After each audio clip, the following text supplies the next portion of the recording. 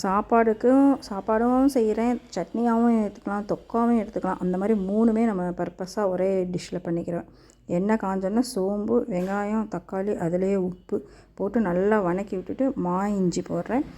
இஞ்சியும் போட்டு நல்லா வதக்கி விட்டுட்டு மஞ்சத்தூள், மிளகாத்தூள் இது வந்து நல்லா எண்ணெய் பிரிஞ்சு வரும்போது நாம் வந்து தக்காளி சட்னி மாதிரியோ இல்லை இஞ்சி தொக்கு மாதிரியோ எடுத்துக்கலாம். நமக்கு இட்லி தோசை தொட்டு சாப்பிட்றதுக்கு அப்படி அது ஒரு பர்பஸாக எடுத்துக்கலாம். அதுக்கப்புறம் அது நல்லா எண்ணெய் பிரிஞ்சு வந்தோன்னா கேரட்டையும் கேப்சிகமும் போட்டு ஒரு பெரட்டி அதை என்ன பண்ணோன்னா நம்ம சாப்பாடாக கிளறி சாப்பிட்டுக்கலாம். இல்லை கேப்சிகம் கேரட் மாதிரி ஒரு தொக்கு மாதிரி என்ன பாருங்கள், இந்த ஸ்டேஜில் இதை கூட நல்லா வதங்கிட்டப்புறம் நம்ம எடுத்துக்கலாம்.